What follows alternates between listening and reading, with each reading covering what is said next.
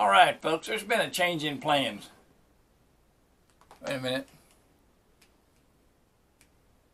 Let me take these glasses off. That light's reflecting in them and, ooh, you're just a blur now. But kind of looks like you're looking into the eyes of a Goa'uld from what's that show? Stargate. Yeah, that's the one. If you like root beer, this is a great brand. You can get it at H-E-B. Try it out. Check it out. Anyway, I had promised you folks one of two different videos this weekend. One, blowing up Tannerite things out at Redhead Guns shooting range, or information on the 4 ships that have borne the name USS Texas in the Navy. Plans have kind of changed. I've had a couple people request that I share, I guess, my COVID experience, so that's what I'm going to do. I have both had COVID months ago, and I've had the vaccine, or the first shot of the vaccine, recently, and I'm going to share all those experiences with you. They weren't that bad, but they weren't that great either. First, let me start off by doing a disclaimer, I guess. Vaccines have always reacted to different people in different ways. I'm not trying to make anybody decide to take the vaccine or not to take the vaccine. Do your own research, see what you think you should do. Go with what you think you should do, not me, not Joe Blow on another video, not the Mayo Clinic, and not the CDC. Go with what you think you should do. I have researched probably 10 hours, watching videos and reading articles, and 10 hours doesn't sound like a lot, but online, 10 hours is a lot of reading and a lot of watching. I've watched everything from individuals that have had COVID, to news broadcasts, to preachers, because that was one of my main concerns about taking it, was my religious beliefs. So I want to do this disclaimer that what has happened to me is me. It doesn't mean it's going to happen to you. Doesn't mean it won't happen to you. Doesn't mean something different's going to happen to you. Doesn't mean anything. It's what happened to me as an individual person, and I'm just here to share my story about that. So first, let me tell you a little bit about my personal medical history, and this might explain why I did so much research before making the decision to get or not to get the vaccine. First off, I'm 65 years old. I have had double bypass surgery in 2006. In 2009, I had to have a stent placed in one of my arteries. I have had a resection of my lower intestine. 2 feet were removed due to Crohn's disease, which I still have. I still have the Crohn's disease. Doesn't give me a lot of problems, but it's there. And I, like everybody else, have had, the typical everyday small surgeries, things like that. But that's my 2 major events, my heart and my intestinal surgery. So that's a brief medical history, which may give you a little bit more insight as to how the virus affected me. Now, when I first had COVID, the very first sign that I think I recognized was a lower back pain for no reason whatsoever. And within, I don't know, an hour of the lower back pain hitting, I started getting a low-grade headache. And I'm not one for headaches. I never get headaches except when I miss my blood pressure medicine. Then I'll get one. But so far as just a natural headache, I never get headaches. So when I do get a headache, something's going on. So I spent that afternoon with the backache. Wasn't real painful. It was just lower back pain, like you might get from lifting too much, but I hadn't been lifting anything. And the low-level headache, which gradually got worse into the afternoon. So I was suspecting that maybe I needed to go get tested, but I was going to go to sleep, wake up the next day and see how I felt, which is what I did. When I woke up, I had more back pain, more headache, and I was starting to get a low-grade fever, but I was just unbelievably tired. So I decided that maybe I ought to go get tested, which I did. Went and got tested. They told me it was, I don't know, I think it was about 3 in the afternoon when I finally decided to go get tested. They told me it would be 24 to 48 hours before they had the results. Was not going to go outside the house for that time period. And they had the results to me, which were positive, in about 6 hours. Nice friendly text message. You got it, buddy. That's what they said. You got it. They didn't say you got it, buddy. They just sent me a test result that I was positive. So I made arrangements to miss work for the next 14 days. So during that 14-day period, I had maybe 3-4 days where I felt sick. I have been sicker in my life multiple times. I never felt really, really sick. I never struggled to breathe. I never had any breathing problems whatsoever. Mostly what I had was lower back pain, headache, which really drove me crazy because, like I say, I never have headaches. Low-grade fever, I never got over 101, I don't believe. Maybe I'm at 101.3, something like that. But I never got really high. And tiredness. Tiredness was my biggest complaint, I guess I could say. Now, it would be, I don't know, sometimes of the day I'd be fine. Felt like I had no problems whatsoever, even early on. And then, like somebody turned on a switch, just instantly I was drained. I had nothing left. All I wanted to do was sit down and watch TV or lay down and sleep. And that was just sudden, instantly. That would usually pass within a couple of hours, if not sooner. So, so far as actually having the virus, for me personally, it was probably one of the less sicknesses I've had in my lifetime. I've had the flu once. It was much worse than how COVID affected me. I've had a lot of colds that were worse, and I've even had hay fever that was worse. So I recovered from that, went back to work, and everything's fine. Then, because of the business I'm in, we started getting the vaccines at work. I resisted getting the vaccine because, according to the CDC, they were not sure if having COVID would affect your immune system any differently than getting the vaccine. They didn't know if you got the vaccine, would it be more protective than having had COVID? Or having had COVID, did you even need the vaccine? Here, take a look at this directly off the CDC website. All right, let me find this and I'll read it to you. The question is, which lasts longer, immunity after getting COVID-19 or protection from COVID-19 vaccines? Here's the answer from the CDC right off their own website. The protection someone gains from having an infection called natural immunity varies depending on the disease, and it varies from person to person.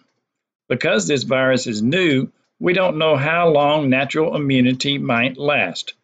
Current evidence suggests that getting the virus again, reinfection, is uncommon in 90 days after the first infection with the virus that causes COVID-19. We won't know how long immunity lasts after vaccination until we have more data on how well COVID-19 vaccines work in the real-world conditions. Experts are working to learn more about natural immunity and vaccine-induced immunity. The CDC will keep the public informed as new evidence becomes available. Now, you can call that what you want, but to me, that sounds like we're all a bunch of guinea pigs. Now, I don't know if that's still on their website or not. Their website changes pretty constantly because I guess information changes pretty constantly. So after doing my research, so look, see, I just touched my eye and didn't even realize it until I saw myself in the camera. That's how easy it happens, I guess. So after doing my research and after speaking with my wife, who also had COVID at the same time I did, as a matter of fact, we went nowhere for 14 days, barely on our front porch. We started ordering food and having it delivered to the house, you know, from the grocery store. We have 5 dogs, ranging in size from about 20 pounds all the way down to a teeny tiny little 3-pound Yorkie. And the little Yorkie is very susceptible to changes in her environment, changes in food, changes in temperature. Even if we're gone for a weekend, she'll have some stomach problems from that. She has sugar issues because of her small body. We have to give her sugar every now and then to keep her sugar levels up. So we were afraid that maybe one of the dogs may get it also, because there's conflicting information whether it can be transferred to an animal or not. But the dogs, including the little tiny one, sat with us all the time. They loved having us home for 14 days. None of them showed any signs whatsoever of feeling bad or anything like that. They just loved having Mom and Dad home. We decided to go ahead and get the vaccine. Religiously, I had satisfied my questions about it. One thing I did discover in my researching is it looks to me, and this is pathetic, but it looks to me that the vaccine, I mean, the virus is real, no doubt about it, and it's killing people, no doubt about it. There's a lot of question whether it's killing people at the rate that's being reported, and that's kind of leading to my next statement, which it appeared to me, after doing all that research, that the virus, not the virus, but the vaccine is as much political as it is medical. And that's a crying shame, because politics should have absolutely nothing to do with people's health. I don't know what else to say about that, but it appears to me, you can make up your own mind, do your own research. I encourage you to do so. Don't take everything I'm saying as a fact, except for me personally, these are facts. But do your own research. There's too much politics in everything. But this too seems political as much as medical. But let's move on.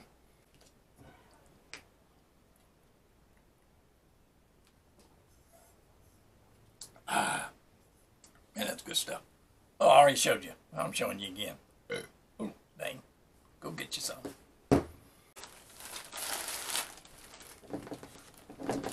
Sorry about that.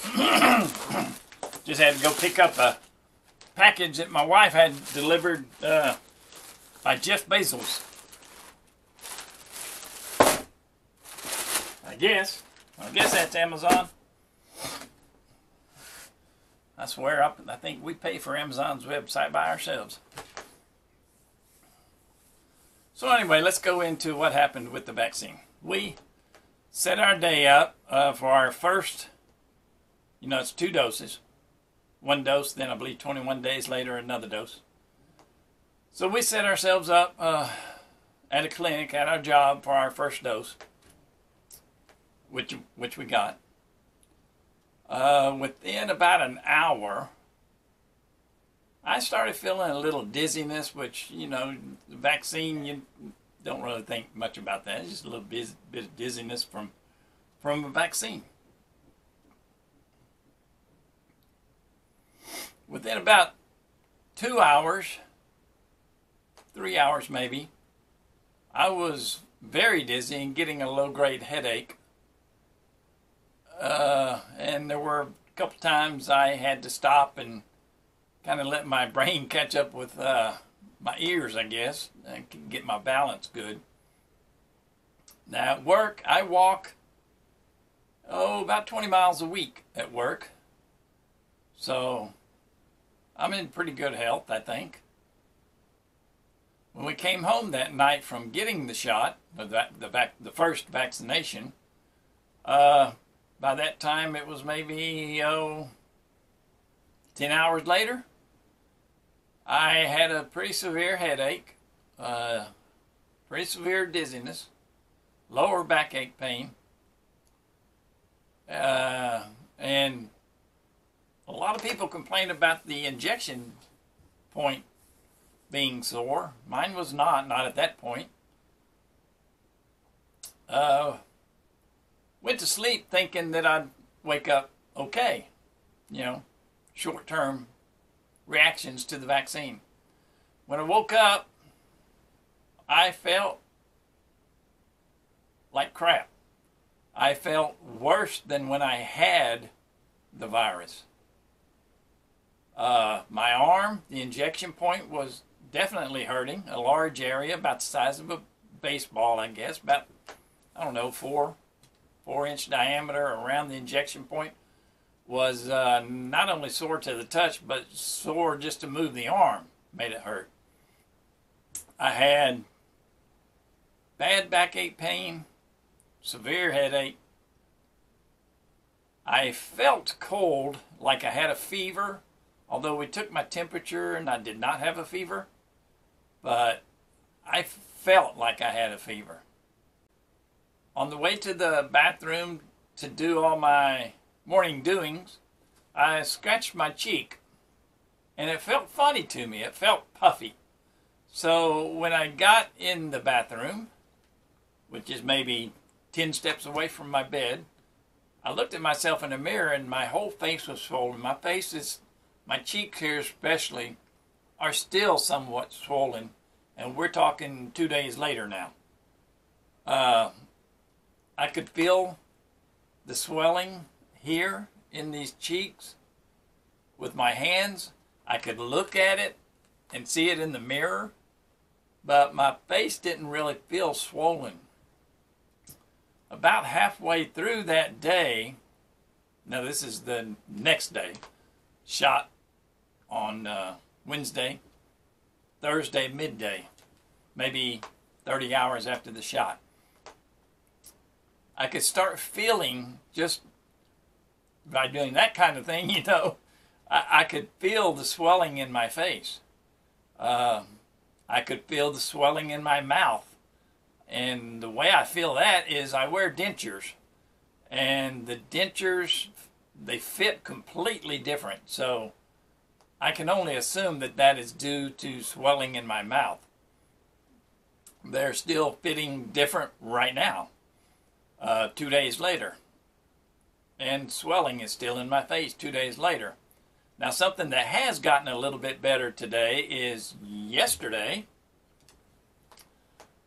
I also had the feeling in my eyes. My eyes were red, bloodshot. I couldn't open them well, I could open them, but I couldn't open them normally, I should say. Here, check out this little video I took of myself. My face is really swollen. Pretty much from every angle.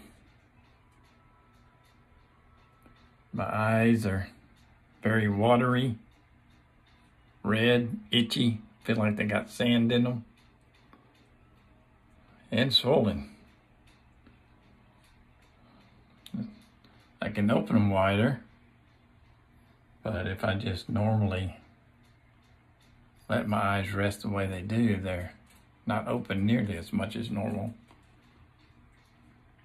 Swelling in my cheekbones, around my nose, not only visible, but even if I'm not looking at myself and I feel myself, I can feel the swelling in my face. At my workplace, I'm the second person that's had this reaction out of about 130 people or so. Now that video was taken about 30 hours after I got the injection. So my eyes felt all grainy. Kind of, if you have allergies, then you know what I'm talking about. Sometimes your eyes will feel like they're just full of something and you want to itch them off of your face. But you know if you touch them, it's only going to make it worse. That's what they felt like. Only with allergies, when you wake up feeling that way or go through the day and start feeling that way, you usually get this little buildup. Like sometimes I will get it on the inside and outside of my eyes when I wake up in the morning. I have to pull it off, little eye boogers. You with allergies, you know what I'm talking about. I did not get that. So it wasn't allergies that I was experiencing. And it wasn't even something that was physically in my eyes. It was something with my eyes. Maybe something actually inside my eyeball. But it wasn't on the surface of my eye. It wasn't anything on the surface of my eye. Otherwise, I'm sure my body would have washed it out overnight and I would have had little eye boogers, which I did not have. So that's kind of cleared up now. My eyes are still a little bit red, I think, from that. But it's cleared up much better than it was yesterday. So to round this thing off, if I had to do it over again, I wouldn't take that first injection. Me, myself, not you, and not you. You guys way back there in the back, and you over there, and her. Ain't none of y'all I'm talking about. I'm talking about me. If I had to do it again, I would not take that first injection. And what I will not be doing is taking the second injection. The people I know, let me tell you this way. I know a number of people that have had COVID-19, recovered from it. Some of them, easy recovery like me. Some of them had a difficult time. None of them were near death. All of them experienced worse reactions with the first injection than did people that had never had COVID. Now, some of those people that got the first injection did it way before I did, so they've already had their second injection. Some of them are having worse reactions than they did from the first one. Some of them are not. So it's, like I say, it's all the individual. What's going to happen to you, no matter what you do, is not what happened to me. It's not what's going to be happening to anybody else. Whatever happens to all of us happens to us. And it's not a very good guide to say, I don't want to be like that guy, or I don't want to be like that girl.